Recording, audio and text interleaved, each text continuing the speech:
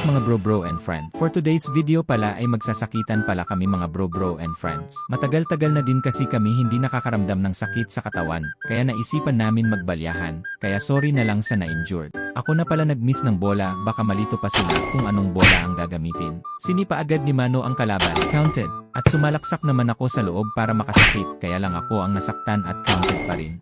Ang ganda ng jump shot ni Mano at sa pole sa dibdib ang kalaban counted. Nakalusot ako sa bantay pero muntik ng tamaan ang Dragon Ball, buti na iwas ko pa. Separation move at iwan ng bantay kay Gugoy counted.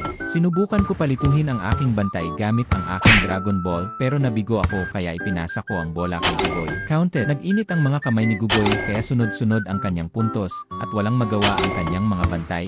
Sumugod bigla ang kalaban kaya sinapak agad ito ni Mano. Ayon, knockout. Pagka-rebound ko dali-dali ko nang tinira ang bola dahil malayo ang bantay ko counted. Sinapak ng bantay si Mano kaya naipasa niya ang bola sa akin counted. I believe I can yari. Kaya sinubukan ko kaya pasok ang buko counted. Hindi ko sana isasama ang video na to pero naawa ako sa kanya. Minsan lang kasi may magawang maganda ito kaya pinagbigyan ko na counted. Kaya binawian ko agad siya at iniwan na parang pag-iwan sa akin.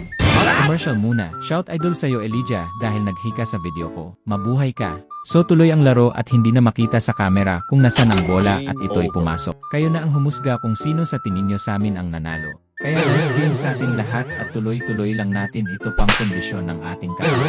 Sa nakatapos ng video baka pwede palang ding paki-like, follow and share. Hanggang sa muli mga bro and friends.